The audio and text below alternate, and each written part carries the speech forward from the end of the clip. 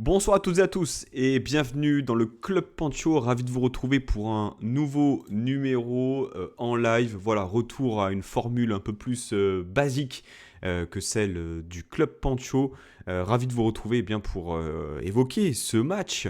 Match nul de l'OGC Nice. 3 buts partout à la maison contre le FC Lorient.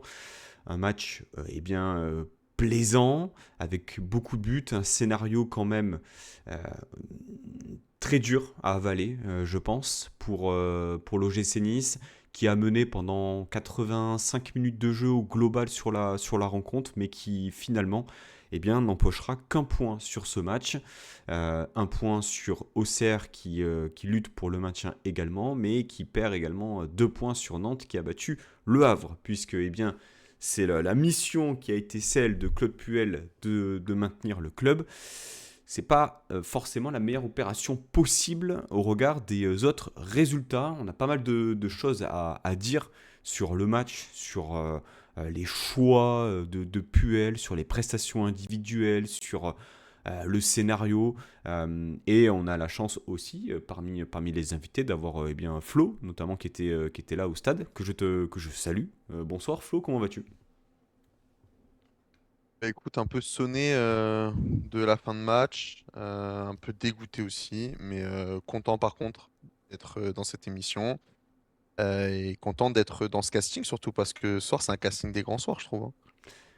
C'est beaucoup trop d'honneur fait au deuxième invité. Voilà, ça faisait un petit moment, Romain, qui, on peut le dire, hein, supporter un peu opportuniste. Hein, voilà, ça roule pas trop cette année. On le voit un peu moins. Il vient pas au stade alors qu'il habite à côté. Mais il est là quand même ce soir parce que tu m'as dit que tu avais regardé le match. Voilà. Donc je te salue, Romain. Mhm. Comment vas-tu? Bah écoute, ça va bien. Et de toute manière, tu le sais, hein, tu t'invites toujours les meilleurs quand tu fais des lives. Donc tout ce que tu es en train de dire, ça ne me touche absolument pas. Oui, je ne suis pas allé au stade parce que j'ai vu Kevin Carlos en numéro 9.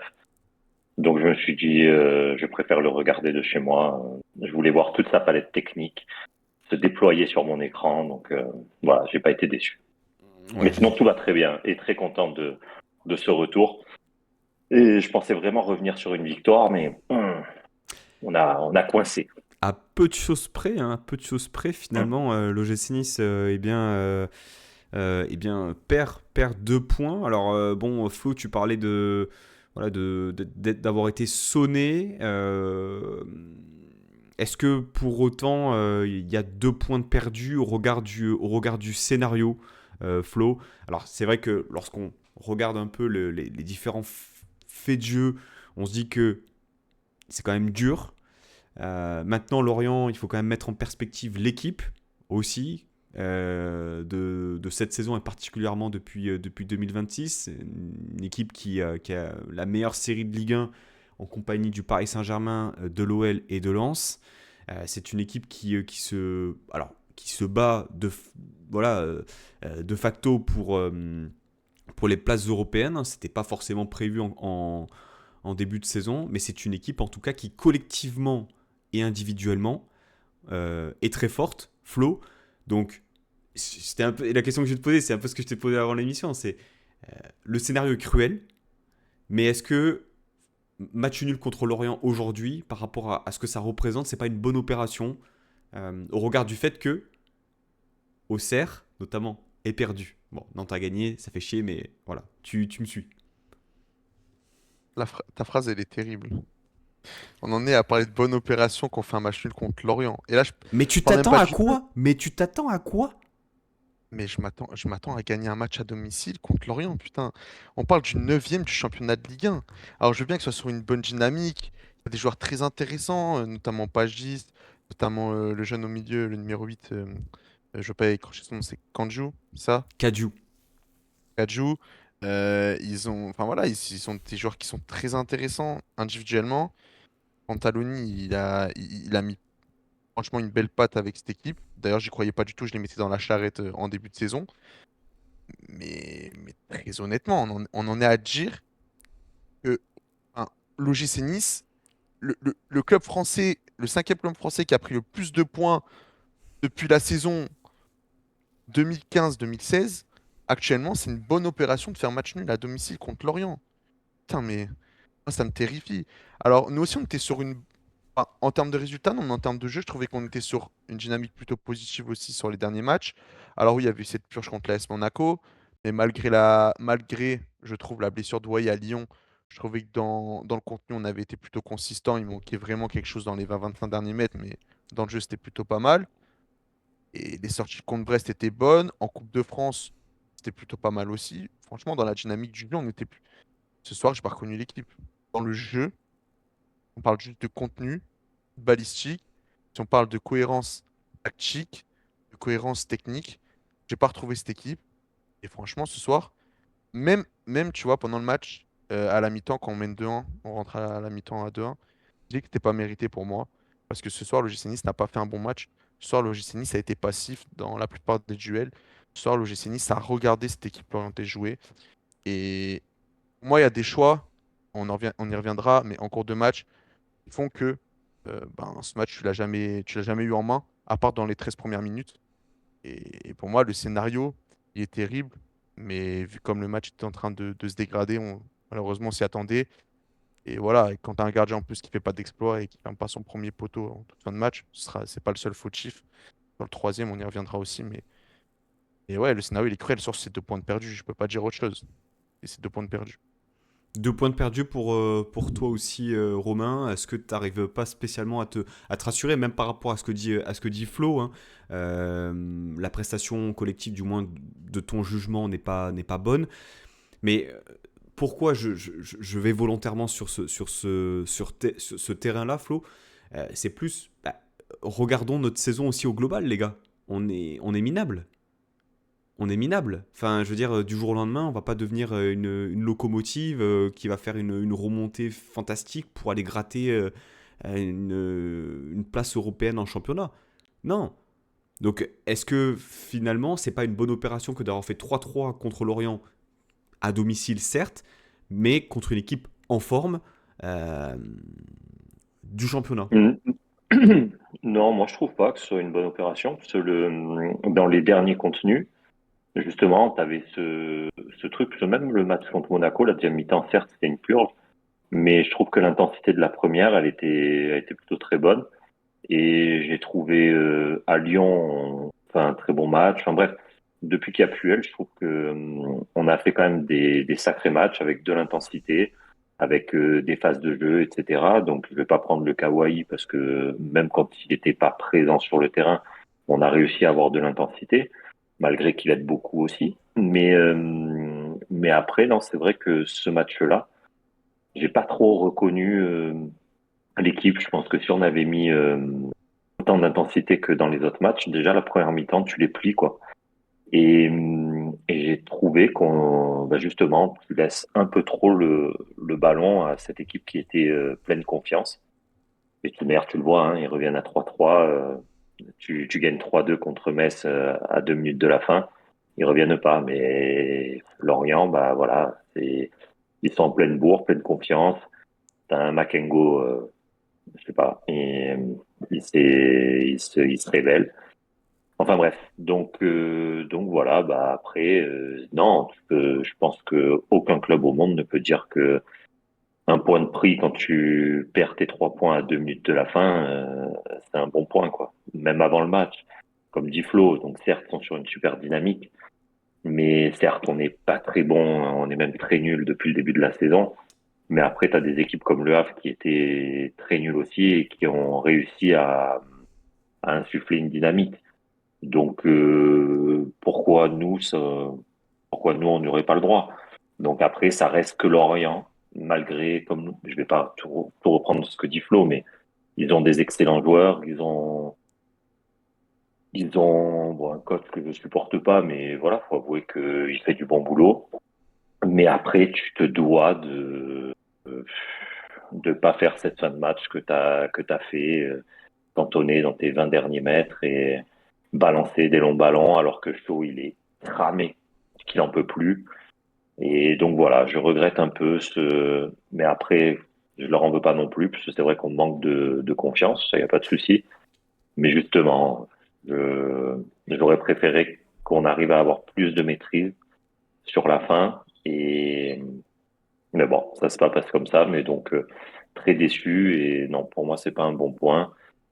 Et je pense que la majeure partie des gens s'attendaient plus à une victoire ce soir voilà, qu'un match nul, malgré la bonne dynamique de Lorient. Est-ce que vous auriez eu le même propos si c'est nous qui avons eu le but égalisateur à la dernière minute? Je peux répondre ou pas, Romain? Vas-y Flo. Mhm. En fait, je me dis que même dans un match où tout réussit sur le plan offensif, là où c'est le secteur où tu as le plus pêché sur les 2 derniers matchs, parce que tu as été. Bon, ok, tu enlèves des 2 grosses actions que rate Boudache, mais sinon, dans le contenu, tu as été hyper réaliste devant et tu n'en as pas fallu 50 pour une fois. Même dans un match où tu mets 3 buts, où dans le contenu, tu ne mérites pas de te créer ces occasions des 3 buts, même dans une situation comme ça, tu n'arrives pas à sortir gagnant. Et en fait, s'il est là le constat où il est terrible, c'est que même quand tu peux sortir par la petite porte, sans faire un grand match, parce que moi, je veux bien entendre que cet effectif, c'était peut-être pas un effectif qui était super bien construit, c'est peut-être pas un effectif, voilà. Mais sans être bon, cet effectif, il est compétitif contre n'importe quel club de Ligue 1. Je suis désolé. Même sans être bon, on le voit dans les matchs. Même sous Aise où c'était catastrophique. Ok, on a deux trois roues cette saison, notamment Marseille, celle à Toulouse qui est pas méritée en termes de contenu, tout ça. Mais t'as jamais vraiment été euh, démonté par une équipe, à part deux trois matchs dans la saison. T'as jamais été démonté avec cet effectif qui était totalement à la ramasse pendant des mois et des mois sous Aise. Depuis que tu as rapporté une cohérence avec Puel, à part le 5 ans encore qu'on prend à Toulouse et que je dis qui pour moi n'est pas mérité du tout dans le contenu, n'a jamais été en dessous de tout. Donc cet effectif-là, pour moi, tu peux l'exploiter encore plus que ce que tu le fais actuellement. Pour moi, cet effectif-là, on veut nous faire croire que c'est un effectif qui vaut rien. Il vaut pas moins bien que 6 7 équipes qui sont devant toi au championnat. Avec cet effectif-là, si tu es entre 8 et 11e avec un peu plus de confiance, il n'y a pas à crier au scandale, hein. Il n'y a pas à crier au scandale. C'est pas un effectif d'un 15e de Ligue 1. Et ça, ou d'un 14e. Et ça, faut qu'on se le mette en tête. Ouais, mais Et même là, la réalité c'est que on est quoi, J23, J24, mais et je que suis tu joues le d'accord. maintien. Donc, je veux dire, je veux bien Mais qu'on juge ça, et qu'on isole, on va dire, chaque profil et qu'on regarde les CV des joueurs. Non, mais non, mais c'est pas une question de ça. La réalité aussi de ce match-là, Pancho, c'est que tu opposes une équipe de Lorient qui est au max de sa forme sur cette saison, qui est à son pic de forme maximum, que tu prends une équipe de l'OGC Nice qui est complètement manque de confiance et qui est en grande difficulté en termes de dynamique, et qu'au final, bah, quand tu prends le match, bah, tu fais 3-3. Et que, même avec dans un jour où tu fais moins bien, et que tu peux t'en sortir par la petite porte, ben, tu n'arrives pas à prendre 3 points. C'est-à-dire que cet effectif-là, il n'est pas si médiocre qu'on veut nous faire croire. Je suis désolé. On peut pas me dire ça.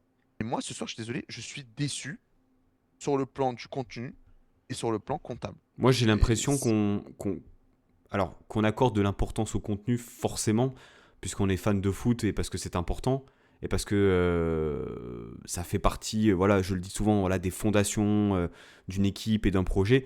Mais il faut aussi se dire qu'il faut être dans un rapport très pragmatique par rapport à une réalité aussi mathématique, qui est que tu as besoin de points, et peu importe ton contenu, quelque part, il faut aussi que tu arrives à grappiller les points. C'est-à-dire que là, vous me parlez de la prestation globale, et je suis d'accord pour dire que c'est pas une prestation qui est réussie, mais lorsqu'elle est réussie, on n'arrive pas à être réaliste, et lorsqu'on est réaliste, on n'est pas bon. Voilà, on souffle un peu le chaud et le froid, j'ai l'impression, dans le... C'est alors moi je trouve que justement c'est un des seuls matchs où quand on est réaliste, on gagne pas. Enfin, tous les matchs D'accord. qu'on a gagné cette saison, on a été ultra réaliste en fait. Et Lyon, Lille, Monaco. ouais, même Nantes, hein. Bon, Nantes, allez, mais Nantes, c'est vrai, on tire, je crois qu'on perd 3 ou 4 fois. Et je trouve justement que là, sur ce match, c'est ça qui fait mal aussi, c'est que pour une fois, t'es réaliste. Certes, t'es un peu moins bien dans le jeu, mais bon, ça peut arriver. Mais tu te fais égaliser dans cette dernière minute.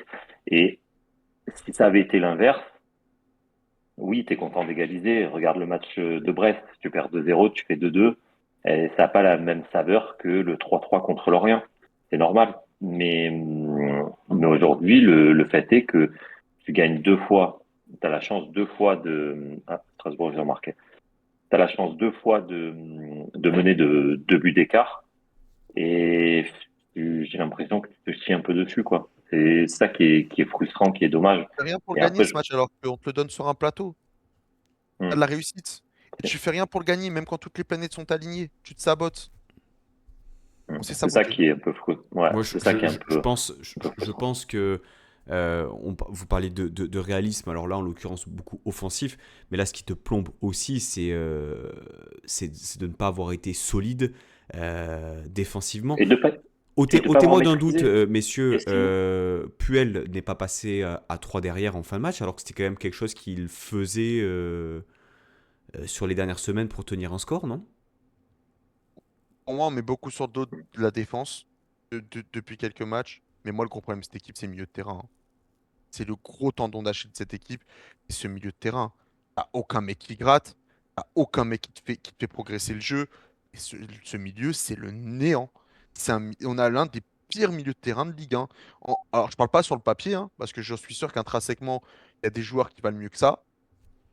Mais franchement, dans l'équilibre de ce milieu, depuis le début de la saison, que c'était sous Aise ou que ce soit maintenant sous Puel, au milieu, dans tous nos matchs, on n'existe pas. À Lyon, c'est au milieu qu'on pêche. Là, ce soir, c'est au milieu qu'on pêche. Contre Monaco, c'est au milieu qu'on pêche. Et franchement, moi, je le dis, moi, pour moi, le plus gros problème, c'est le milieu de terrain. Après, je pense qu'il y aura le fil conducteur de l'émission, où peut-être on rentre un peu plus tactiquement en profondeur dans le match. Mais ce milieu de terrain-là, il te fait perdre des matchs. Il t'en fait pas gagner. Et c'est un gros problème. C'est un gros problème pour moi. Romain, ton ressenti un peu sur ce que disait Flo avant qu'on aborde point par point les sujets de l'émission? Non, mais en fait, bon, moi, je vais pas être aussi tranché que Flo.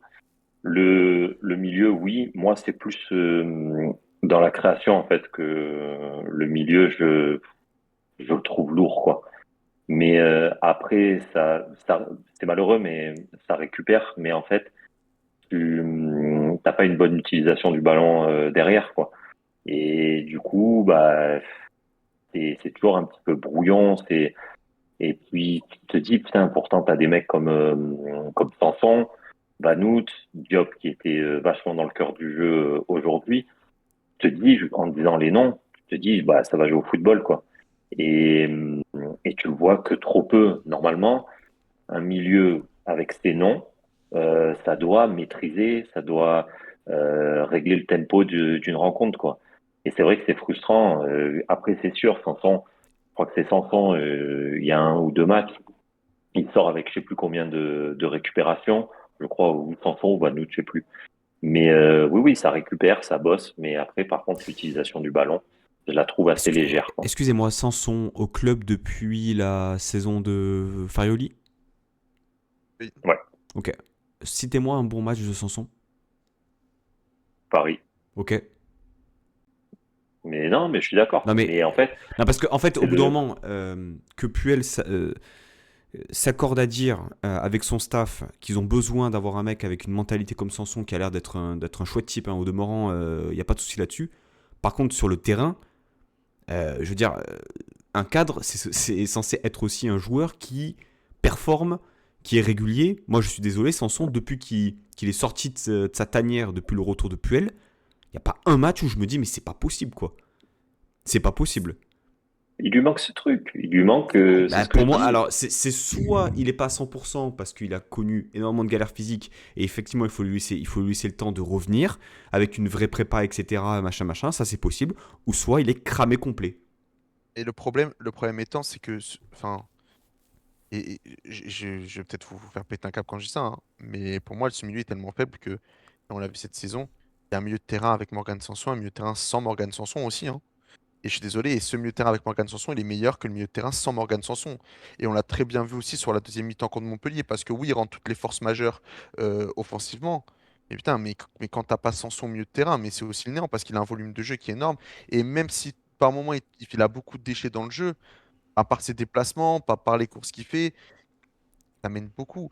Et pour revenir par contre à ce milieu de terrain, en fait, le problème que j'ai moi, et en fait, ce serait intéressant d'avoir la stat, on l'aura pas ce soir, mais peut-être Romain et Pancho, c'est aussi votre ressenti, j'en sais rien, mais en fait, j'ai l'impression qu'on est soit capable de récupérer très haut le ballon, soit de le récupérer très très bas. Et dans le cœur du jeu, à la récup, on n'y est pas. Dans la zone, dans la partie médiane du terrain, on récupère très peu de ballons dans le cœur du jeu. Et, enfin, moi, c'est mon ressenti. C'est-à-dire que si tu vas le récupérer dans les 30 premiers mètres, soit tu vas le récupérer dans tes 20 derniers. Mais il y a très peu de récup, je trouve, dans le cœur du jeu, au niveau du rond central. Je trouve qu'on est loin des joueurs, quoi, de 2-3 fois ce soir. Quand je vois les ailiers de Lorient, voilà, 2-3 fois, crochet intérieur, le ballon est très poussé de la part de l'ailier de l'orienté. Il n'y a pas une seconde couverture, quoi. Il n'y a pas une seconde couverture. Plusieurs fois, ça m'a frappé. Quand Boudaoui est rentré, on y reviendra, mais souvent les trois milieux sur la même ligne. Aucun qui sort sur le numéro 6 l'orienté pour essayer de le mettre un peu sous pression. Je parle pas quand ils repartent en position basse. Je parle vraiment quand ils sont installés dans notre camp. Aucun milieu qui sort des trois, les trois sur la même ligne. Aucun qui va. Enfin, je sais pas, ça coulisse pas. Franchement, ce milieu de terrain-là, avec et sans ballon, j'ai du mal. Et en deuxième mi-temps, pourquoi t'allonges? Pourquoi ça revient constamment? Parce que tu es incapable de ressortir derrière. Tu es incapable. Il n'y a pas un mec dans ce milieu qui est capable de prendre ce ballon dos au but et de sortir du pressing, de se réorienter et de te gagner 10-15 mètres, quoi. Il y en avait un qui le faisait très bien en début de saison dernière, hein. Si, j'ai plus les souvenirs. Hors groupe. C'est tellement. Hors groupe cet après-midi. Non, me parle pas d'Ndombele, s'il te plaît. Oui, non, mais parce que là, on va tout doucement Parle de revenir foot, sur, là. sur la composition. Non, mais je suis Et d'accord quand même avec Pancho l'année Mais- dernière. et l'année dernière, c'était incroyable le début de saison d'Ndombele. On se disait, mais c'est qui ce mec en fait?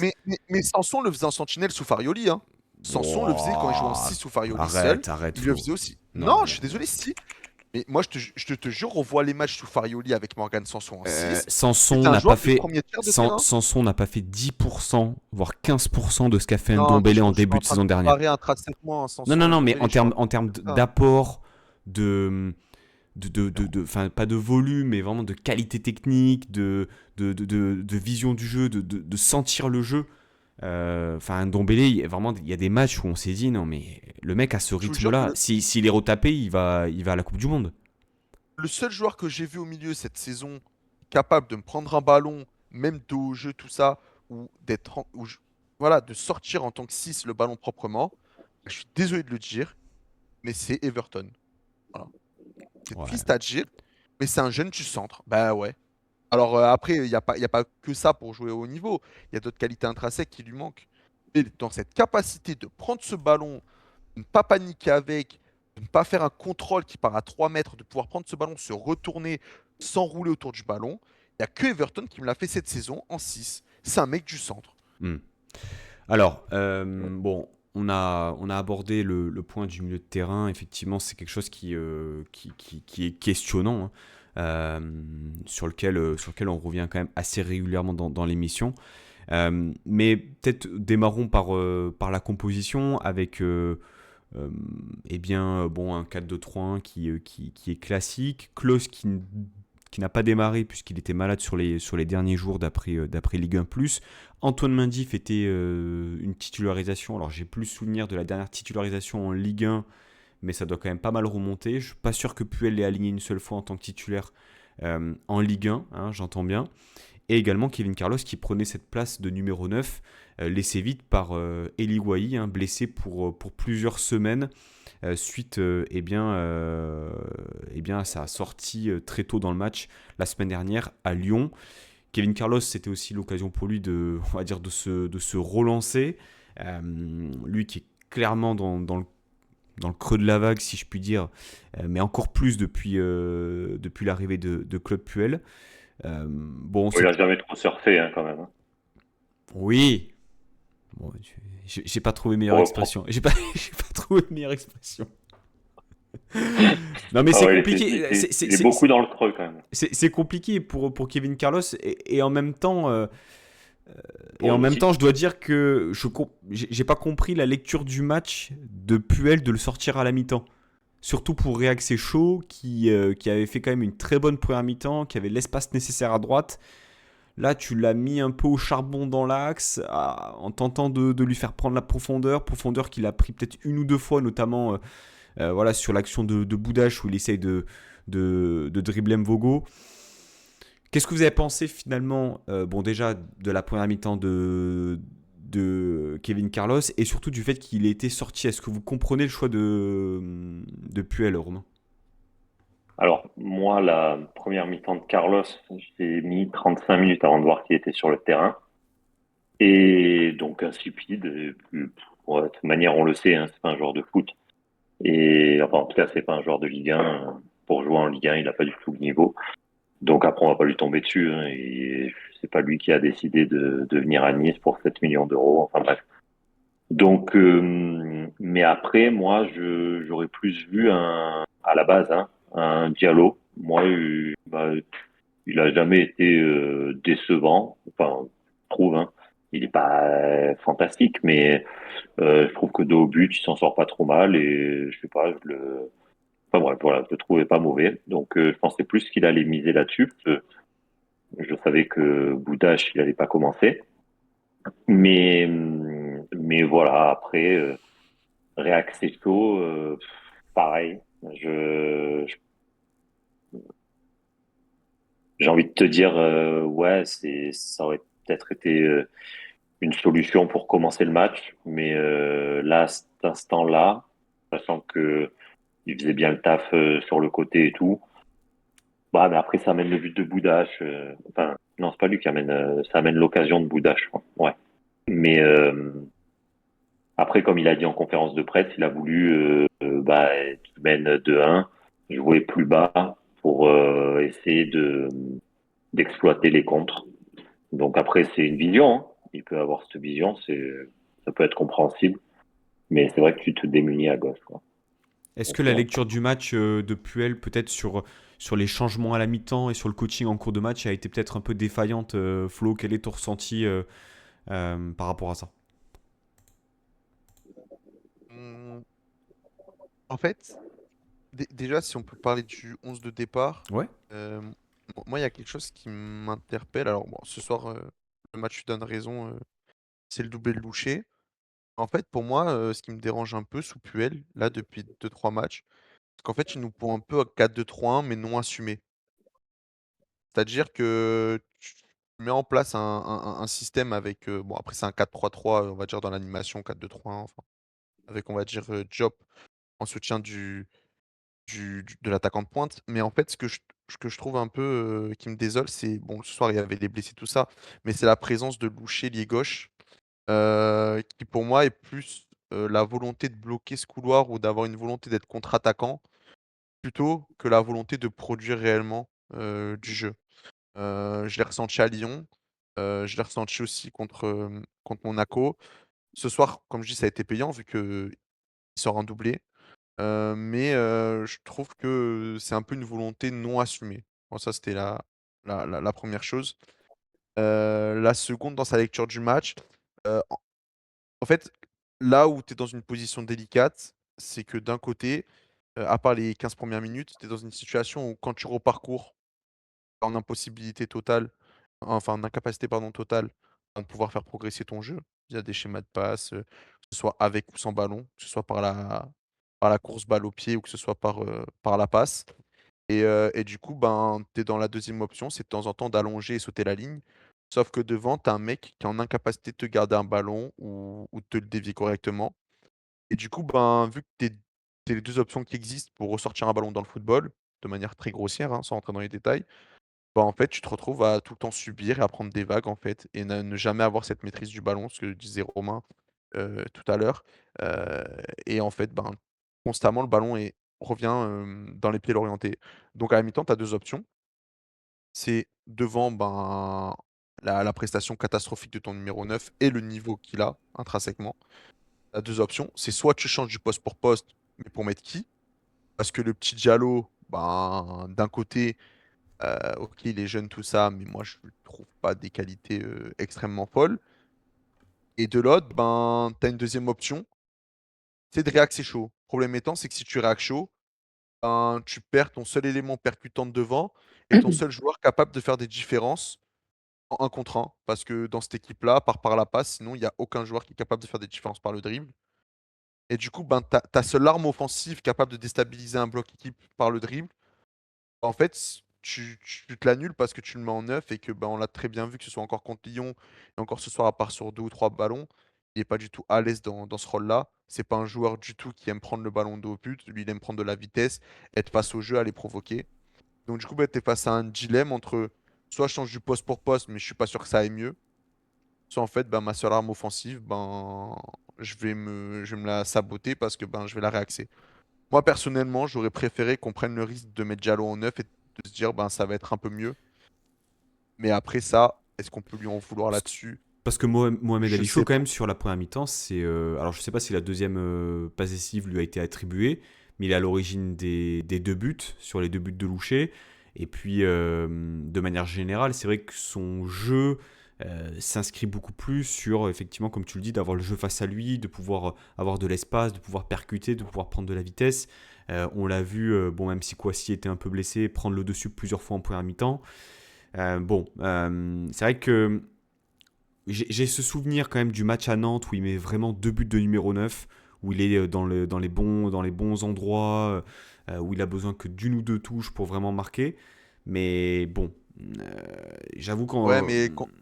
je suis d'accord avec toi, c'est deux buts Mais c'est d'attaquant. Wai qui fait énormément aussi Et, dans le jeu sans oui, ballon pour libérer les espaces, quoi. et puis le départ de sa course, à chaque fois, c'est le fait de partir de l'extérieur pour entrer vers l'intérieur. Et ça, c'est une course naturelle d'un ailier qui a des automatismes et qui a cette habitude-là de devenir exter pour rentrer inter. Et là, le problème étant, c'est que c'est toujours la même appel.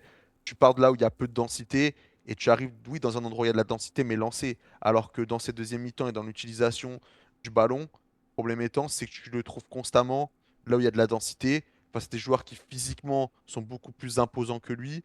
Et malheureusement, dos au jeu à l'arrêt complet, c'est un joueur qui a beaucoup plus de difficultés. Alors oui, vu qu'il a une qualité technique au-dessus de la moyenne, bien sûr que sur deux trois ballons déviés, il va te bonifier le jeu. C'est notamment ce qui s'est passé, il me semble, sur le troisième but, parce que je crois que ça part d'une déviation justement de choses sur le côté. Mais, euh, mais après, globalement, il pèse plus. Et ce qui faisait mal en fait en première mi-temps à Lorient sur ton flanc droit, tu l'as plus en seconde. Alors après, tu as Boudache qui fait une super rentrée, même s'il mange Fait-il un une peu la super feuille. rentrée? Fait-il une Moi, super je trouve rentrée? que je laisse Romain répondre parce que c'est pas monsieur moi que j'ai la Bah, parole. pour moi, c'est une question que je te pose, Romain. Est-ce que Boudache, pour toi, fait une bonne rentrée? Bah, disons que moi, je trouve qu'il fait pas une mauvaise rentrée parce que certes, il a été moins percutant que dans ses dernières sorties, mais après, direct, c'est mis au diapason quand même. Il a été au pressing, il a fait les efforts défensifs. Après, il faut pas voir non plus que le côté percutant, mais on n'était pas dans un moment du match où on était en train de dominer l'adversaire, où on était en train de les assaillir sur leur but, etc. Donc moi, je trouve qu'il fait pas une mauvaise rentrée dans l'implication.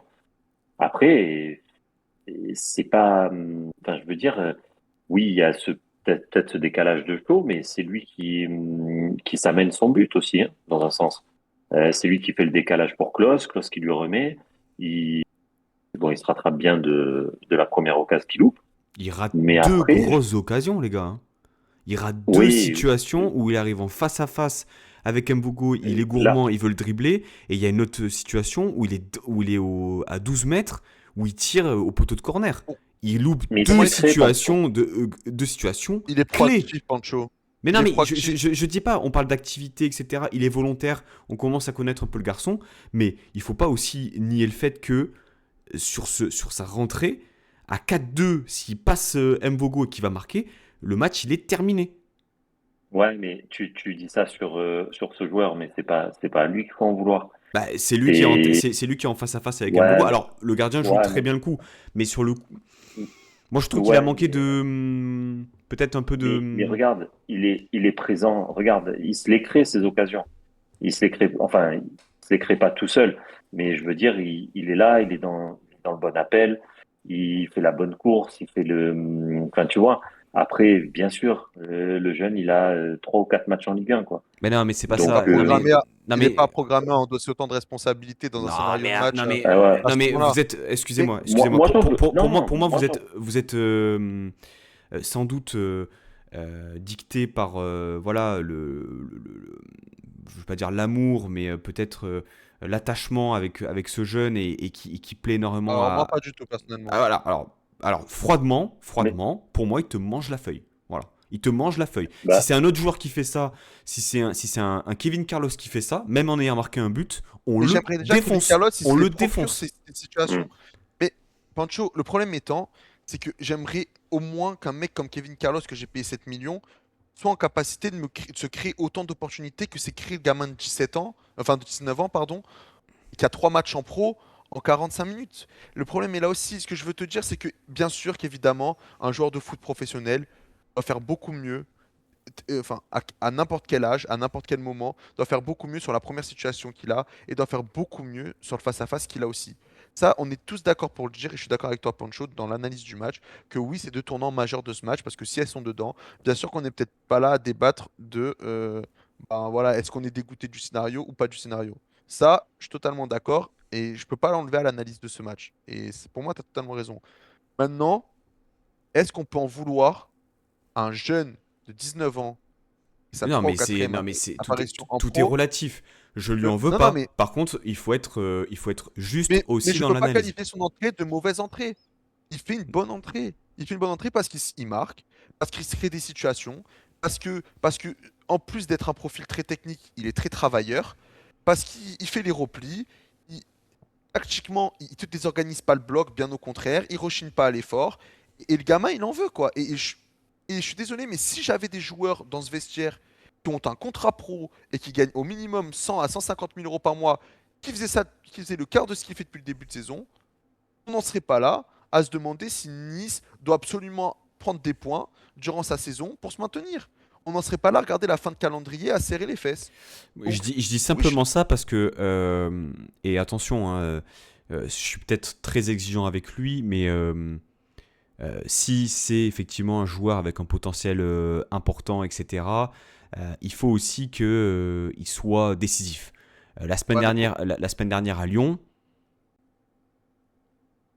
il en a Voilà, deux, il en a deux à la limite, aussi. ouais, là je suis d'accord avec toi. Eh À la oui, limite, et à donc Lyon, je lui en lorsque veux tu, plus. mais non, mais lorsque tu mets toutes les choses bout à bout, on Oui, mais il percute, on devrait, il y a du on, mouvement, on- ok, mais mais c'est pas sur lui. Moi, contre Lyon, j'en veux plus à Diop de louper son face-à-face, par exemple, qu'à lui.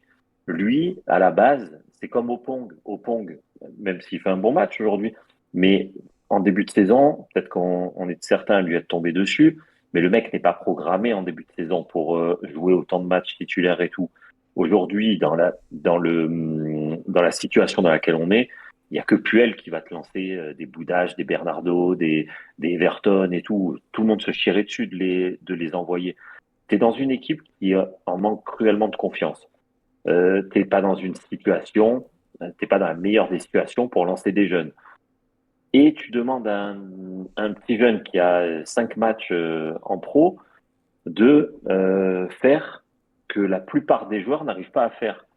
Quand tu vois un beau gars depuis, enfin maintenant il est plus chez nous, mais pendant 1 an et demi, ce qu'il a créé, alors que lui il a un vrai CV, et comparé à un petit jeune comme Bouddha, je suis désolé, mais je préfère voir un jeune comme Bouddha essayer de se dépouiller, etc., marquer son but alors qu'il en a loupé une belle. Et il a eu quand même la lucidité de contrôler, d'analyser et de la mettre, tu vois, alors qu'il en loupe une juste avant. Tu vois, c'est dire qu'il a fait une mauvaise rentrée. Moi, je suis pas d'accord à ce niveau-là. Manger la feuille, enfin, ce que je veux dire, c'est que oui, c'est peut-être. Après, je m'en fous, hein, et après, non, j'aime bien parce qu'il est du centre et tout. Mais ce que je veux dire, c'est que, voilà, moi, il y a d'autres joueurs sur lesquels j'ai plus envie de tirer que sur lui qui s'est donné. Et quand tu vois à la fin du match, bah, qu'il le sait, hein, qu'il a loupé le but du 4-2, quand tu vois la gueule qu'il fait sur le terrain, il le sait. Mais moi, je pense qu'aujourd'hui, nos jeunes, faut plus les protéger, entre guillemets, mhm. et plus taper sur les joueurs cadres et qui manquent un petit peu au rendez-vous, quoi. Justement, Voilà, par c'est juste rapport à ça. ça, alors c'est assez juste, hein, on en a parlé un peu avant l'émission, parmi les cadres. Parlons du match de Sofiane Diop. Également, voilà, élément offensif important dans ce 4-2-3-1 qui a retrouvé l'axe depuis le match contre Monaco. Qui a été eh bien, remplacé aux alentours de l'heure de jeu par Puel, hein, rentrée de Hichem Boudaoui pour voilà, garnir un peu ce milieu de terrain là. Flo, on en a un peu parlé avant. Bon, toi, t'as été plutôt dur, plutôt même négatif sur le match de Diop. Quel est ton ressenti sur sa prestation? Si je dois m'en contenir qu'au match de ce soir, il fait un match catastrophique. Il fait un match catastrophique pour le rôle qu'il a dans cet effectif et le statut qu'il a. Maintenant, voilà, difficile de lui en vouloir parce que, comme tu nous l'as, comme on a eu la discussion un peu en off, mais comme tu l'as si justement dit que sans lui et sans ses buts actuellement, c'est relégable. Donc voilà, ça arrive de passer à côté sur un match. Et ce soir, il est cata complet. Euh, il est à l'envers sur tout. Il est mauvais choix sur tout. Jamais dans le bon timing, à part à un moment donné sur une petite ouverture sur Mohamed Ali Chaud. Mais voilà, il a rien créé. La preuve en est, c'est que les deux buts, ils viennent des côtés. Ils viennent pas de l'axe, ils viennent pas de cette animation du milieu de terrain. Ils viennent vraiment sur des départs d'action qui viennent des couloirs. Et voilà, ce soir, il a été. Je pense que.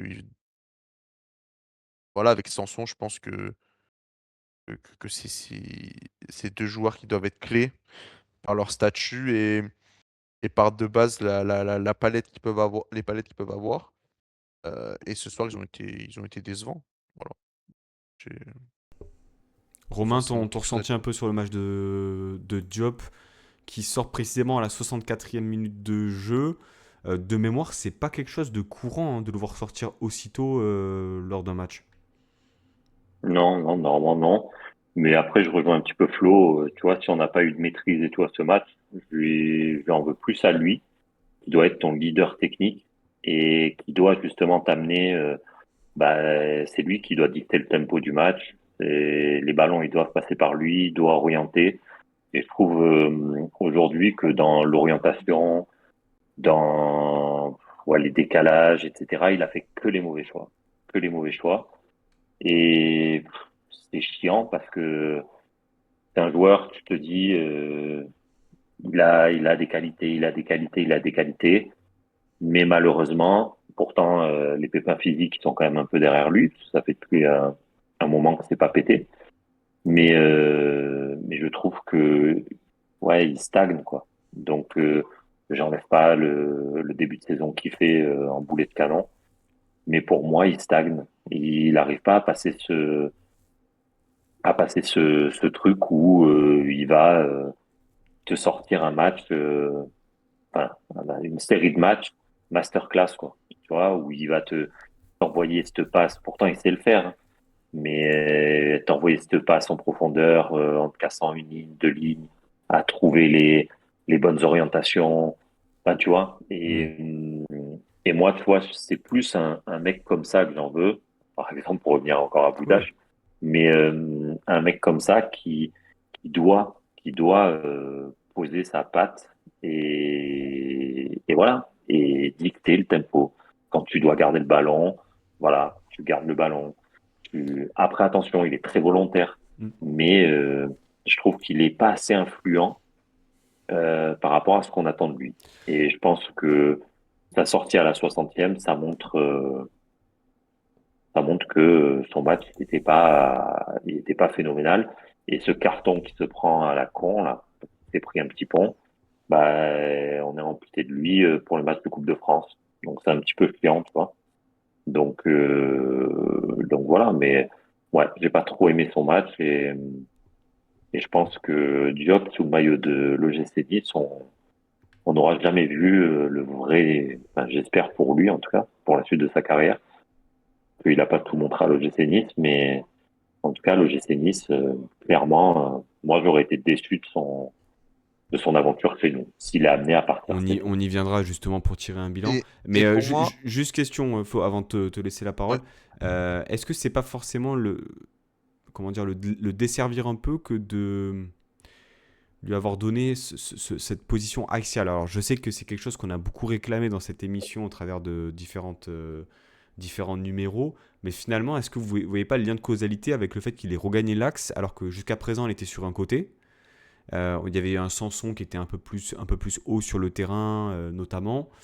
Euh, Parce que je trouve quand même depuis Monaco, c'est compliqué. Et depuis Monaco, il est dans l'axe. Flo, ton ressenti là-dessus? bah, ça rejoint un peu ce que je disais juste avant. Et c'est ce qui m'agace un peu là sur les derniers compos de Puel. C'est ce faux 4-2-3-1, quoi. Alors, qu'est-ce C'est-à-dire que tu que entends par faux 4-2-3-1? ben, c'est ce faux, on va produire du jeu, mais pas trop non plus. Alors, c'est-à-dire que, enfin, c'est difficile de s'exprimer là-dessus parce que j'en veux pas à Puel parce que je trouve le contenu beaucoup plus cohérent que sous Aise, tu vois. Et je trouve qu'il y a vraiment des bonnes choses par séquence. Mais en fait, je veux dire que sur la compo de départ, soit tu assumes tes choix d'être offensif, et dans ce cas-là, ben, tu décales un Sofiane Diop sur le côté gauche et tu mets un Bernardo dans l'axe, tu vois, en numéro 10. Soit tu dis, bon, ben alors dans ce cas-là, tu assumes le fait de vouloir jouer vraiment en 4-3-3 et tu décales quand même Sofiane Diop et tu renforces ton milieu de terrain avec un numéro 8 de plus. Et cet entre-deux de je te mets un milieu relayeur sur le côté gauche et je te mets en fait mon ailier dans l'axe. Donc tu as vu, je joue avec un 10 en soutien d'un 9. Mais d'un côté, ben ouais, j'ai un côté droit, un flanc droit qui est plutôt offensif avec Shaw. Mais de l'autre, ben j'ai plus un flanc gauche pour contenir l'adversaire, mais pas pour vraiment produire. Ah, ça me dérange. Mais qu'est-ce qui Voilà. te dérange concrètement? Parce que pour le coup, moi je trouve que Et c'est. ce soir, ça lui donne raison. Ce soir, Mais ça lui donne pourquoi ça te raison. dérange? Et ça me dérange parce que du coup, dans la préparation du match tactique de l'adversaire que tu as en face de toi, ben, tu te dis qu'en réalité, t'as que le flanc gauche à contenir. T'as que Mohamed Ali Chaud vraiment à bloquer dans cette attaque. Ça peut pas venir vraiment des deux côtés. Parce Mais que tu Louché, mettrais bon, qui ce à soir.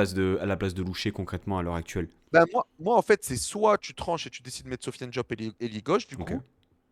Et moi, je pense qu'un gamin comme Bernardo mérite peut-être un peu plus de temps de jeu et ça pourrait lui convenir, ce rôle de meneur de jeu un peu reculé en numéro 8.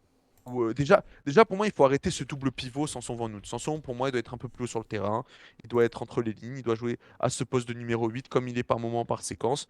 Il faut arrêter ce double pivot. Pour moi, ça marche pas. Voilà, il n'y a pas cette complémentarité entre Van Noot et Sanson qui sont souvent sur la même ligne. Moi, perso, ça me plaît pas, notamment pour sortir le ballon, ça va pas.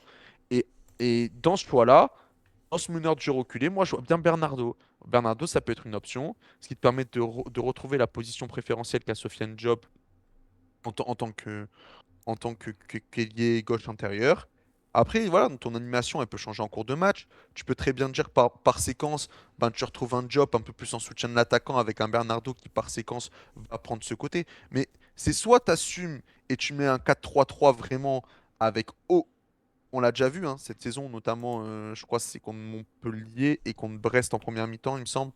Peut-être pas Brest, mais contre Montpellier, où ben, tu as ce 4-3-3 avec, je crois, que Contre c'est Van Noot, Strasbourg? Abdoul Samed Contre Strasbourg aussi, au le premier milieu. match avec Everton en point de basse? Voilà, Everton en point de basse, tu avais Van Noot et Sanson, ou Abdoul Samed et Sanson, je sais plus c'était quoi ce milieu, mais bon, voilà. Tu l'as aussi retrouvé contre Strasbourg, c'était avec trois vrais milieux de terrain et il n'y en avait vraiment pas un pour produire. Bon, quand tu as le ballon, c'est un peu problématique. Ou sinon, tu décides de dire, ben, je veux du jeu, mais tu fais un vrai 4-2-3-1 et tu décides de mettre dans ce cas-là Diop et Lee gauche pour nourrir tes deux flancs. Et tu mets un Bernardo dans l'axe alors dans ce cas-là. Ou sinon, ben, avant blessure, tu avais le choix aussi de mettre Isaac Johnson d'entrée de match. Mais ce côté, Il est blessé. j'y vais sur la compo. Oui, ben, ce que je dis avant blessure, Ah oui, pardon, j'ai pas parce qu'il entendu. était titulaire pour Lyon, Monaco, tout ça. Mais du coup, soit tu décides de vraiment nourrir tes deux flancs, soit alors, ok, t'es propre envers toi-même, mais tu dis, bah alors je joue avec trois milieux pour contenir et pas pour produire. Ok. Et dans ce cas-là, je joue en contre. Ok, Mais ça me dérange un peu de mettre c'est le faux intéressant ailier comme gauche. analyse. Romain, t'en penses quoi? Est-ce que finalement, alors bon, sur ce match-là, ça donne Ça raison à me donne raison Puel sur parce ce que match-là, mais sur la Loucher met durée, doublé, mais est-ce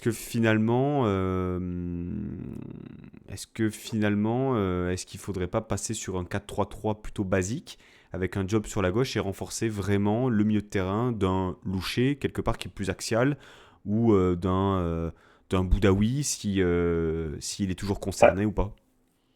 En fait, ce qui fait surtout chier, c'est qu'on ait cette discussion parce que à la base, tu laisses les clés du camion à Diop, et chose que Puel voulait faire parce qu'il l'aime beaucoup. Et au final, il prend pas les clés, quoi. Donc, c'est vrai que ça fait chier. Moi, Diop, euh, sur un côté, je suis pas totalement fan. Malheureusement, dans l'acte, c'est trop sur courant alternatif. Donc, ouais, c'est compliqué. Après, je suis d'accord sur le fait que malgré qu'il fasse ses matchs, et pourtant, voilà, à la base, je suis pas fan du joueur, mais faut avouer que Louché, ça fait quelques matchs où il est présent, il Depuis, a un bon depuis quelques pied. semaines, il est vraiment dans une Ouais, très très bonne ouais, forme, ouais, hein.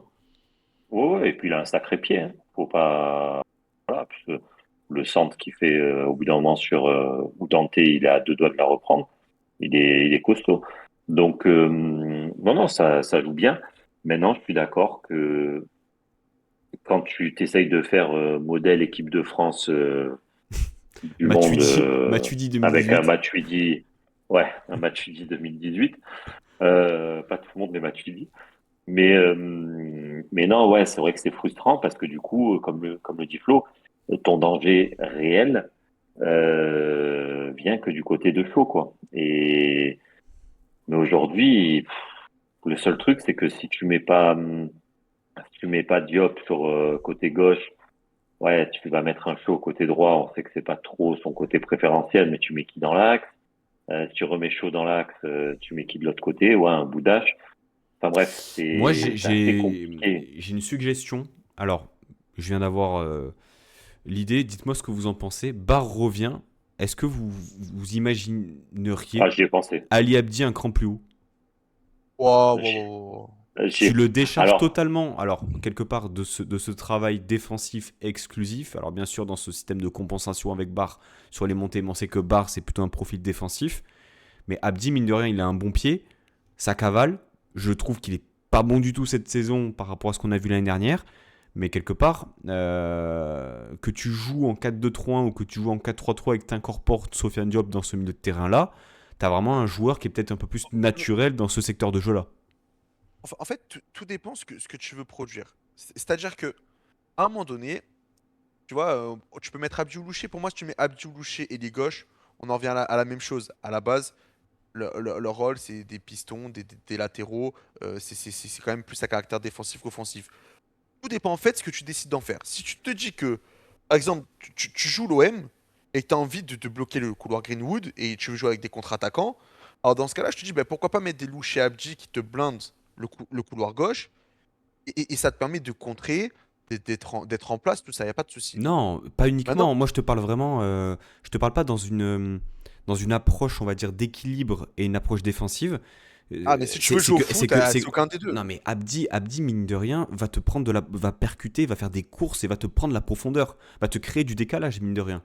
Mais ouais, mais ce que tu vois d'Abdi quand il dédouble et qu'il part d'une course où il n'a pas besoin de s'aligner par rapport à une position de hors-jeu, où le mec il vient dans le dos, pas surveillé, libre de marquage, où il fait une course pour attaquer la ligne défensive adverse avec lancé sur 20 mètres, bah, c'est pas le même déplacement, c'est pas la même course que quand tu pars d'un point un peu plus haut, où tu dois te défaire du marquage, que tu dois bouger un peu plus. C'est-à-dire que les caractéristiques qu'on voit d'un joueur dans une position ne sont pas les caractéristiques que l'on voit d'un joueur dans une autre position. Exemple concret, par exemple, moi je suis totalement d'accord quand Romain dit Diop ailier gauche sur un côté, c'est pas la position que j'aime le plus le voir, je suis d'accord. Maintenant, si dans l'organisation de ton match et dans ton animation, tu décides de jouer avec des milieux qui viennent un peu moins chercher cette zone qu'il y a entre le numéro 9 et la ligne et la ligne de tes milieux de terrain, et que tu laisses un espace où Diop peut venir s'insérer dans le cœur du jeu, mais en venant d'un appel tout simplement extérieur, Enfin, ça marche très bien, Sofiane Diop, dans ce rôle-là. Et moi, j'ai déjà vu des ailiers qui étaient capables de détenir l'équilibre du jeu. On l'a vu sous l'utilisation de Bernardo Silva, par exemple, à l'AS Monaco. On l'a vu avec Thomas Lemar aussi, qui le faisait très bien aussi sous l'AS Monaco. Des meneurs de jeu excentrés, on connaît, ça s'est déjà vu dans le foot. Le problème, c'est qu'il faut leur libérer de l'espace. Comment tu libères de l'espace? Eh ben, tu mets pas alors un vrai numéro 10. Tu joues avec deux 8 qui sont un peu plus dans le profil box-to-box, qui sont un peu moins des joueurs de ballon qui aiment avoir le ballon dans les pieds et qui aiment gagner des mètres et venir s'intercaler dans les lignes. Et ce qui te permet à un joueur comme Sofia Job, du coup, de pouvoir venir chercher tout simplement cette zone. Mais c'est pas le même déplacement et c'est pas les mêmes prises de balles, c'est pas la même prise d'infos, c'est pas la même manière de scanner le jeu quand tu viens de l'extérieur et tu rentres dans la densité que quand tu prends ce ballon et que tu es déjà dans la densité et qu'il faut à ce moment-là éclairer le jeu. C'est pas la même chose. C'est, moi, je vais te dire, Pancho, j'y ai pensé pendant le match, à ce que tu as dit, et j'ai repensé juste derrière à ce qu'il avait dit à Tal à l'époque, où il disait que lui préférait être, on le mettait milieu droit, enfin, sur l'aile, la première saison, je crois, ou la Souviera. deuxième saison. Et en fait, il disait, mais moi, j'arrive pas trop sur plus haut quand je suis latéral, parce que quand je suis latéral, j'ai le jeu face à moi. Tandis que quand tu es ailier, bah, t'as plus souvent le jeu derrière toi, tu vois. Enfin, très souvent, t'as le jeu derrière toi. Et il disait, en fait, c'est une façon de faire qui est totalement différente. Et je pense qu'Abdi, il aurait un peu le même souci. C'est que, Oui. ouais, Après, bon, latéral, t'as mine le de, jeu vraiment en face. mine de rien, on voit quand même beaucoup moins ces phases où il part vraiment vite, Je suis d'accord, oui, oui, oui. arriver à faire une différence. Mais messieurs, donc on a parlé du secteur offensif, milieu de terrain, voilà, le temps passe. J'aimerais quand même avoir votre avis sur le secteur défensif. Global. Bon, on a bien compris la responsabilité du milieu de terrain qui est le talon d'Achille, on va dire, de l'OGC Nice sur cette saison-là, mais quand même le secteur défensif, bon, on a quand même le retour de Melvin Barr, ça fait quand même plaisir. Opong qui a sorti son match, très franchement, qui Mm. était peut-être l'un des meilleurs cet après-midi. Mais est-ce qu'on peut, s'il vous plaît, alors je sais on l'a déjà dit, hein, mais le cas Dupé, je ne comprends pas cette gestion de Claude Puel, match après match. Bah, Et je vais reposer la même question avec Sanson. Avez-vous en mémoire un match où Dupé vous a fait gagner des points? Alors là, vous allez me dire, Coupe de France l'année dernière, Corté, séance de tir au but, même pas sûr qu'il arrête. Nantes, cette année, il en arrête un, celui d'Al Arabi. Ok. Le reste. ouais, mais allez, il est passé au travers contre Toulouse, mais en même temps, t'as pas de bon gardien cette année. En Moi, je suis fait, désolé, mais Diouf, moi, perso, je le trouve plus rassurant Dupé que Diouf. putain, mais on a tellement perdu, je trouve, en qualité, du coup, Pourquoi? si on en arrivait. Et quel désaveu! Quel désaveu de miser. Voilà, vous parliez voilà, de Kevin Carlos tout à l'heure. 6 à 7 millions sur Moi, j'ai du mal à comprendre cette gestion-là. Mais la gestion, elle est simple, c'est un nouveau coach. Il fait ses choix. Ouais, mais Et est-ce que Dupé, depuis que Puel est là, Bah, moi, a moi, été, moi, je, euh, a été rassurant moi, j'ai et... l'explication, hein. Enfin, personnellement, je l'ai, hein. Enfin, pour moi, après, ça reste mon avis. L'explication, c'est que Puel est arrivé pendant la CAN. Ouais, Bon, il a dû composer son effectif pendant la CAN. Nous, on voit ce qui se passe terrain. Il y a aussi des choses qui se passent hors terrain, notamment le fait de redonner de la confiance à un groupe, notamment le fait de recréer des liens, le fait de vouloir ressortir ensemble en dehors du terrain, de vouloir s'adresser la parole dans le vestiaire, tout ça, tout ça, tout ça. On a quand même vu un changement de dynamique, même si on parle en résultat, en termes d'envie, de détermination, lorsque les joueurs sont rentrés sur le terrain à partir de l'après Saint-Etienne. Lorsque Puel a repris les rênes, c'est vrai que de suite, on a vu une dynamique se remettre en place. Ce soir, on peut dire que si on ne compte pas le match de Ludo Goretz, l'OGC Nice, parce que moi je ne le compte pas parce qu'on a envoyé la Gambardella, l'OGC Nice a 2 défaites sur les 10 derniers matchs. On n'a pas énormément de victoires, et on n'a que 2 défaites sur les 10 derniers matchs, toutes compétitions confondues. Qu'on le veuille ou pas, Dupé fait partie de ce groupe combien de et de cette victoires? dynamique. Ce que je viens de dire juste, Pancho, t'écoutes pas ce soir, t'es pas attentif, hein. Oui. Je t'ai dit juste à l'instant qu'il n'y en avait pas plus de victoires forcément que de défaites.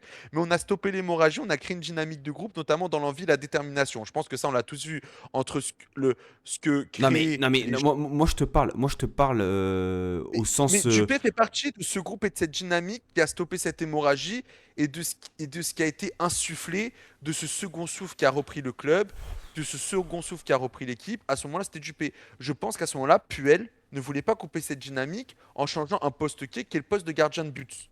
Donc je pense en fait qu'à ce moment-là, il se dit, bah, vu que dans tous les cas, intrinsèquement, Diouf ne me fait pas une grande différence au niveau sportif sur le terrain, pourquoi supprimer un des hommes, un de mes choix, bah, voilà, qui a été fait dès le début, de réinstaller Dupé dans la cage suite au départ de Diouf à la CAN.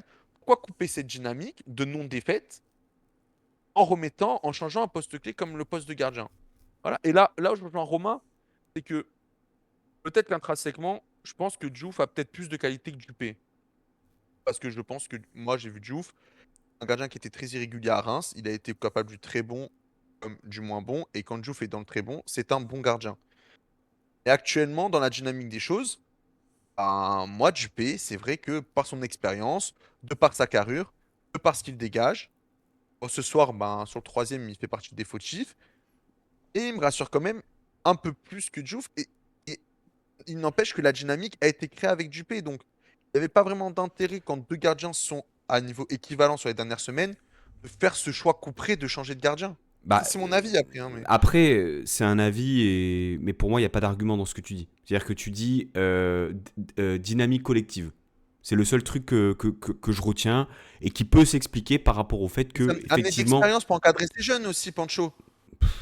Tu peux pas mettre que des mecs du centre de formation et des mecs de 20 ans. À un moment donné, il faut aussi non des tauliers non dans... mais faut Et, être faut être aussi je pense très froid dans l'analyse et se dire que Dupé a peut-être bénéficié d'un nouvel élan, d'un nouveau souffle, ok, mais en termes de performance, euh, il a. Monaco, je suis désolé, hein, je Oui, crois qu'il te fait 2 arrêts. Et ils sont plutôt importants. Nantes. Euh, Nantes, après, je crois qu'en en c'est Coupe de contre. France contre Nantes aussi, en- c'est vrai. Et voilà. franchement, est-ce qu'entre-temps, Diouf t'a rassuré contre Ludo Goret et contre Montpellier? Bah, moi, non. Moi, je suis désolé, il m'a pas rassuré. Ouais, c'est dans le jeu au pied, moi je le trouve beaucoup plus rassurant, un mec comme Dupé. Dupé, il ne fait pas une erreur dans le match En au pied. fait, Ah, Diouf, c'est compliqué.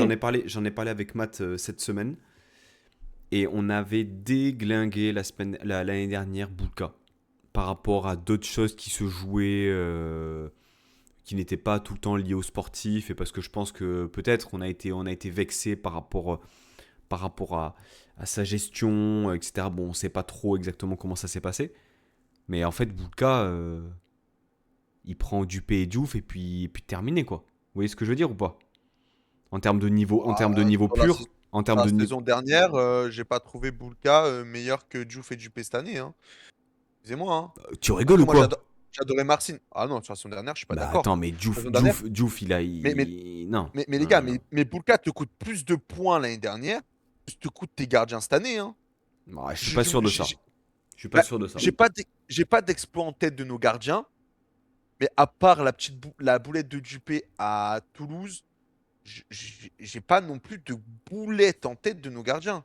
Des erreurs de petits placements, mais des erreurs grossières comme a pu faire Boulka l'année dernière par moment dans la saison. Et Dieu sait que j'adore Marcin Boulka et que je préfère largement et qu'intrinsèquement il n'y a pas photo avec Yevan Diouf et Dupé. La saison dernière, moi, je suis désolé pour pas refaire l'histoire. Marcin Boulka, il fait une saison, mais de bas étage, hein. Et Bah, il te coûte sûrement. pour moi, Vas-y, vas-y. la situation actuelle, elle est liée aussi au fait, alors c'est pas uniquement Boulka, etc., mais quelque part, si enfin, je veux dire, qu'on soit là, je pense, à être dans un entre-deux vis-à-vis de Dupé et Diouf et qu'on soit. Moi, je suis désolé, je pense que personne n'est convaincu. Personne n'est convaincu, Mais par les deux. ni par Dupé ni par Diouf. C'est qu'il y a un Ah, problème. mais bien sûr. Ah, C'est mais qu'il y Ben a un oui, ça, problème. Sur un poste mais on est autant d'accord. important, autant stratégique que le poste de gardien, c'est un problème. Et moi, ça me Mais ça, gêne. on est d'accord, hein. mais Pancho, tu sais où il est le problème? C'est que en début de saison, tu dois faire Risser, Oui, c'est tu vrai. fais Diouf, tu dois faire Hudson Edouard, tu fais Kevin Carlos, et tu dois faire Madi Camara, et tu fais Vanout. déjà, tu as ces trois joueurs. Je dis pas que ta saison, t'es sur le podium, mais tu as ces trois joueurs déjà. Tu as beaucoup plus de certitude qu'aujourd'hui. Parce que quand tu vois un Hudson Edouard, même s'il bénéficie du collectif, mais enfin voilà quoi. Ah, C'est pas dégueulasse. Après, Romain, Et puis les deux autres aussi. est-ce que si tu fais Risser cet été et que tu le mets dans le même contexte que Diouf, avec une charnière centrale inexpérimentée pendant une demi-saison, où il y a 20 ans de moyenne d'âge, avec un mec qui sort de 6 mois en Suède, l'autre qui est complètement au ras des pâquerettes après son prêt à Hum, Lens, sans taulier, est-ce qu'aujourd'hui, et que Diouf signe à Lens avec toutes les garanties qu'il y a derrière, est-ce qu'aujourd'hui, on n'a pas aussi le discours inverse? Voilà, moi, ce que, Risser, il en sort des grosses. Hein. non, mais je suis d'accord, mais ce que je veux dire, c'est que Risser, l'année dernière, il sort d'une saison avec le Red Star.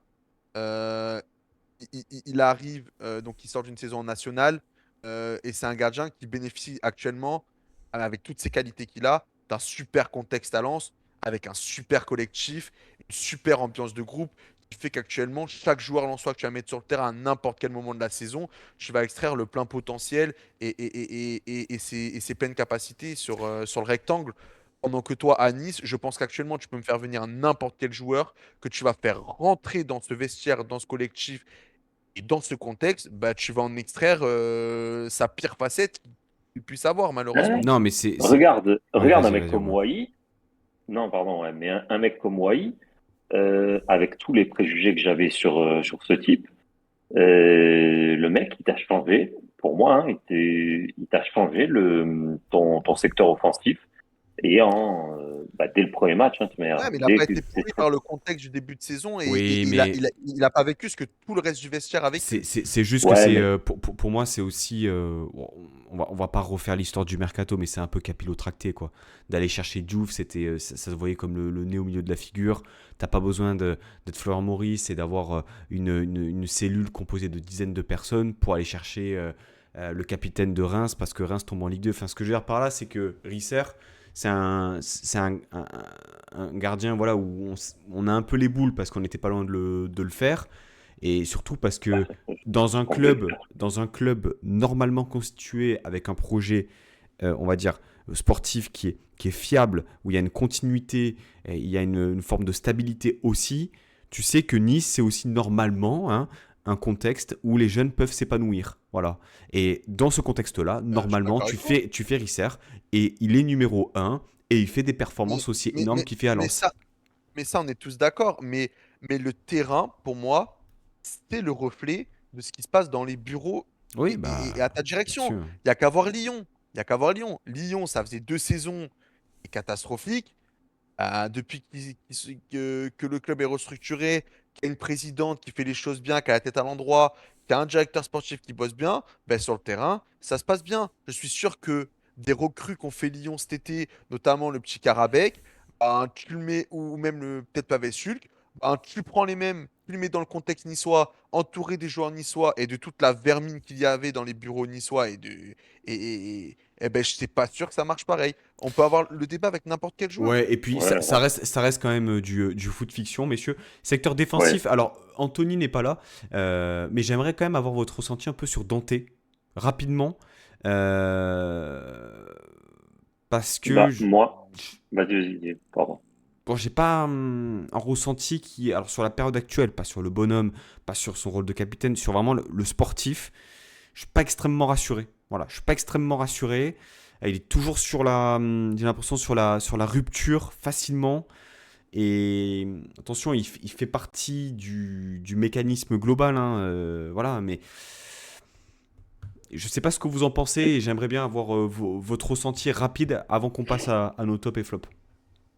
Moi, je suis pas trop d'accord parce que le Dante, tu vois, oui, tu sens que comme sur le but à Lyon, où bon, bah, voilà, il a 42 ans, hein, le bonhomme.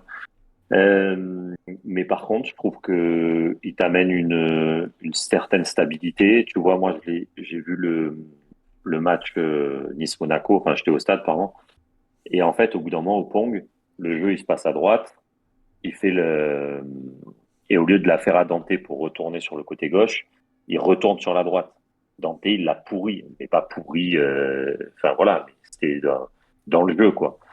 Et je trouve qu'il t'amène ce truc ou cette confiance. Je pense que si Opong aujourd'hui il te sort des matchs plutôt intéressants, moi je pense qu'il bénéficie quand même de l'apport de Dante. Et ce qu'il faut pas oublier aussi, c'est que Dante c'est le seul défenseur, enfin le seul central à aujourd'hui valide qu'on ait qui sache relancer quoi. Et, et aujourd'hui, je trouve que cette stabilité qu'il amène défensivement, etc. Donc oui, certes, il est dépassé. Il ne faut pas oublier aussi contre Monaco, il a un contre un face à Kliouche. À Kliouche, il a 21 ans. Dante, il a le double. Et au final, c'est Dante qui ressort gagnant, quoi. Donc, Donc, donc, ce que tu nous dis, Romain, c'est que tu as conscience du fait qu'il est dépassé sur certaines phases de jeu, mais qu'il apporte quand même une certaine sérénité, une confiance en fait, à quand tu fais l'arrière-garde et ouais. notamment à Opong. En fait, quand tu fais les plus et les moins, il y a plus de plus que de moins. Ok. Bon, en gros, Flo, voilà. rapidement, s'il te plaît, Flo. Ouais, si on parle du terrain et sportivement, euh, encore une fois, le problème étant, c'est que tu dois pas compter sur un mec de 42 ans comme titulaire indiscutable pour stabiliser ta défense de Ligue 1. Donc on en revient au même problème, hein, le mercato, la gestion des blessures et tout ce qui va avec. Bien sûr, c'est moins bien qu'avant, mais comme je suis d'accord avec Romain, il y a plus de points positifs que négatifs. Par contre, par contre, moi, le gros point négatif de aujourd'hui, c'est que aujourd'hui, Dante, j'aurais voulu qu'il ait la grande gueule de Abergel sur le terrain. Voilà. Parce qu'Abergel, aujourd'hui, ben, il nous fait mal sur le terrain, mais il nous fait aussi mal hors terrain. Parce qu'il est là sur toutes les décisions arbitrales. Il est là. Et puis, tu vois, il y a pas grand-chose sur Shoah. Il y a pas quelque chose de dingue. Ça siffle pas, on interprète comme on veut. Mais peut-être que si tu as un Bergel avec le brassard à Nice aujourd'hui et avec la détermination de vouloir aller chercher ce La penalty, réaction de vraie Shaw après discussion, le coup. Déjà, elle est pas c'est bonne parce que de suite, il est dans la contestation. Il joue pas le coup, le côté un peu vice, tu vois. Même si pour moi, il n'y a pas pénalty. Hein. Mais il joue pas le si truc intelligemment, quoi. pour moi si tu as un Bergel ce soir côté niçois, peut-être que penalty de chaud tu l'obtiens. Si tu as un Bergel à Lyon après le deuxième but, peut-être que le penalty et le check VAR pour le corner, tu l'obtiens. Et alors, autant Dante, je trouve irréprochable dans son comportement qu'il a avec les joueurs qui l'entourent, notamment dans les replacements de Opong. Ce soir, je vu du stade, je sais pas si vous l'avez vu à la télé, mais à un moment donné, il explose Van Noot, surtout quand il passe à travers en deuxième mi-temps sur un ballon aérien et que ça nous met en danger. Il le remet en place et grosse gueulante, tout ça. Tu vois, il est vachement présent dans l'effet groupe et tout ça. Et putain, si Nice aussi actuellement, et c'était un débat qu'on avait il y a 2 ans, hein, si Nice actuellement a toujours aussi des décisions contraires au niveau de l'arbitrage, c'est parce qu'il y a pas un mec dans cet effectif capable d'être sur le dos de l'arbitre de la première à la 90e minute. Il y en a pas un et ça manque cruellement dans cette équipe. Ça manque cruellement. Ok. Messieurs, top et flop, Romain, on va commencer par tes tops de la rencontre. Alors, tu peux nous en citer, on va dire 3 maximum. On t'écoute. Bah moi, le premier, ça va être chaud parce que c'est lui qui t'amène le danger, ta première arme offensive. Le deuxième, ça va être touché, forcément double buteur, voilà. Et après, j'avoue que sur le troisième, je coince, mais je vais quand même dire Klose parce que son entrée, Est-ce que c'est bah lui qui provoque le tu... penalty? Hmm. C'est lui qui provoque le Ouais, penalty, hein? oui, c'est vrai, c'est vrai. Mais après, je trouve que dans le jeu, il t'amène ce truc Ah bah, et mine de tu rien, passes de Mendy à Klose, ouais, voilà, mouillez-vous la c'est nuque, hein. ça, c'est ça. Ouais. Donc certes, il y a un penalty, mais la petite remise pour Boudache, voilà, c'est dans le bon tempo. C'est la passe, elle est, même s'ils sont à 3 mètres, hein, j'en connais certains à Nice, que même à 3 mètres, le ballon, il peut aller en touche de l'autre côté. Et voilà, elle est dans le bon tempo, c'est dans les pieds, voilà, Ok. c'est mes trois tops. Bah, Romain, tu peux enchaîner avec les flops et puis on fera top flop pour Flo après. Flop, Kevin Carlos, je vais dire Diop. Et, et le troisième, c'est parce que ouais, il me déçoit en fait. Il t'amène pas ce que j'attends de lui, c'est Sanson. Flo. Moi, mes 3 tops et dans l'ordre, ben, c'est Shaw 1, parce que ce soir, il est double passeur, mais pour moi, c'est un double buteur. En 2, ben, ça va forcément être le doublé de Tom Louché. Et en 3, je mettrai Opong, Ah euh, putain, j'ai oublié autant pour moi. Ouais. parce que je l'ai trouvé monstrueux.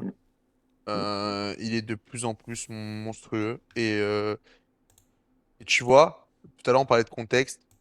Et ben, au final, quand le mec est encadré par un peu plus d'expérience, quand il y a une cohérence tactique, quand il y a des consignes, et ben tu te dis qu'en fait, ben le choix de Flo Maurice d'aller le chercher, il est peut-être pas si déconnant en Ouais, fait. je suis d'accord. Je suis Et voilà. d'accord. Et en fait, dans ce mercato, on apprendra peut-être plus tard, ou peut-être la saison prochaine, et pas que des flops, il y avait aussi des bons coups, mais que quand tu as un contexte un peu plus sain, une cohérence tactique et des mecs encadrés, ben peut-être que des mecs comme Bernardo, Opong, tout ça, ben, Ouais. finalement le mercato il est pas si déconnant. Oui, c'est sûr qu'il est raté globalement. Oui, c'est sûr qu'il y a des mecs qui sont moyens et qui n'ont rien à faire à Nice. Kevin Carlos, on ne digérera pas tout ça, mais des mecs comme Opong, des mecs comme Bernardo, tout ça, ben je suis sûr qu'il y a quelque chose. Il faut juste qu'il soit dans un bon Ce qui contexte. est assez fou, c'est que Pong, malgré le système, malgré le coach, il a toujours, je trouve, eu une régularité, même si les débuts ont été quand même un peu compliqués. Quelques stats pour Opong, assez intéressants. Il est à 6 sur 7 duels aériens remportés, 3 sur 4 duels au sol, tacle réussi 3 sur 3. On est sur des stats qui sont quasi parfaites dans le duel. 93% de passes réussies, 42 sur 45. 3 interceptions et il touche 72 ballons. C'est plutôt pas mal pour moi Et sur le match et sur la prestation individuelle. Pour moi, c'est mon top 1 sur la rencontre. Parce que les éléments offensifs, bon, Shaw, je l'ai trouvé alors décisif, mais sur courant alternatif et le fait de l'avoir réaxé, pour moi, je vais peut-être le mettre troisième dans mes tops. Je vais voir deux louchés. Au-delà des buts, j'ai bien aimé sa prestation. Je l'ai trouvé très juste voilà, dans ce qu'il a proposé. Et puis le 3 ouais, c'est compliqué, ouais, chaud, 3. Et en flop, bon, ben forcément Kevin Carlos. Même si pour moi, il aurait pas fallu le sortir à la mi-temps, très clairement. Euh, je vais mettre Sanson en 2. Et je vais mettre Dante. Bon, alors, Dante ou Dupé. Ah, Dupé aussi, hein. Allez, Dupé en 3. moi, mes 3 flops, ça sera. Ah, oui, je t'ai coupé la chic, excuse-moi. Non, non, non, il n'y a pas de souci. Mes 3 flops, moi, je vais pas mettre Kevin Carlos parce que lui, c'est son transfert qui est flop, donc à un moment donné, on va arrêter de résumer ces matchs. Moi, mes 3 flops, ça va être Morgan Sanson. Pourquoi? Parce que trop décevant au niveau de l'impact, tout le temps joué vers l'arrière, tout ça insupportable. Et sur le troisième but, je comprends qu'on est 90 minutes dans les chaussettes, et c'est inadmissible de ne pas monter sur le Lorientais. Euh, je vais mettre aussi Sofiane Diop en flop, qui a joué, qui a été à l'envers tout le match. Et le troisième, et ça me fait beaucoup de peine de le dire, mais là, c'est pas pour prestation sportive, mais c'est un irrespect total, c'est cracher sur le maillot et cracher sur le blason, c'est Hicham Boudaoui. Parce que la rentrée qu'il fait encore ce soir, c'est inadmissible et c'est indigne d'un joueur de football professionnel. Alors, je sais pas si son histoire de malade, pas malade, ça, je pense que ce sera Romain qui sera plus renseigné pour l'après-CAN ou quoi. C'était vrai, c'était du fake, c'était. Mais je trouve un manque de respect total. Et après l'épisode qui s'est passé, notamment dans le bus avec certains supporters, à sa place, je me serais fait tout petit et je serais retourné au travail. Et là, ça fait 2 rentrées d'affilée. Franchement, Hicham Boudaoui, c'est décevant. Joueur que j'ai souvent défendu, mais là, franchement, c'est un manque de respect, c'est à vomir, quoi. Donc voilà. Bah, J'ai oui, j'ai vas-y, deux, vas-y, Romain, rapidement. j'ai deux petites infos. Donc déjà, désolé d'avoir oublié au Pong, parce que franchement, voilà, c'était masterclass. Boudache, normalement, c'est signé et pour son contrat pro. Et la deuxième, c'est Wai qui essaye de prolonger son prêt de 1 an. Voilà, Ça, c'est intéressant, voilà, ça. Ça, c'est C'est intéressant. une très bonne nouvelle. voilà. Ce serait intéressant. Et Brad, c'est des conneries, hein, les rumeurs comme quoi il y a les Allemands qui sont sur lui et tout. Il y a des gains sur lui. Par contre, juste une question avant qu'on coupe le live, peut-être. Est-ce que, alors, ressenti ou info, je sais pas, mais est-ce que vous pensez qu'on va être racheté avant l'intersaison? Pensez, ou si quelqu'un a des bruits de couloir? Allez, les bruits, on va passer pour des Marseillais à dire les bruits. Non, mais un Mais ressenti non personnel. bon, ressenti, bien sûr. C'est plus même la déclat de River dans Gym Tonic, c'est pas pour rien. Et en termes de timing, ce serait quand, à votre avis? Après, Bon, ce sera maintien assuré ou... maintien assuré. Moi, je pense que s'il a Et si à martelé, descente, ça pourrait compromettre? s'il a martelé autant Ouais. le besoin d'être maintenu, c'est bon, parce que c'est important, mais parce que derrière, il sait qu'il y a des garanties aussi qui doivent être tenues, peut-être en cas de vente. Donc le prêt de Wai Et pourrait dépendre aussi de ça, d'un rachat. Le ça prolongement. peut. Après, ça dépend de plusieurs facteurs, mais oui, je pense. Et après, de toute manière, ce qu'il faut savoir, c'est que si River il allait avec Ciotti et qu'il est revenu, parce qu'il touche rien hein, aujourd'hui au club, hein, River. Hein. Il touche vraiment rien. Donc, mais s'il est revenu, c'est qu'il a un intérêt, certes, il aime le club, il n'y a aucun débat là-dessus, mais il y a un intérêt quelque part, et s'il est avec Ciotti, c'est un autre intérêt aussi. Donc voilà, mais en tout cas, c'est clair et net qu'il se bouge le cul en coulisses pour un repreneur. Et le truc qu'il a sorti du parking, etc., il n'y a pas tous les repreneurs qui peuvent acheter le stade. Hmm. Et oui, Bien. voilà.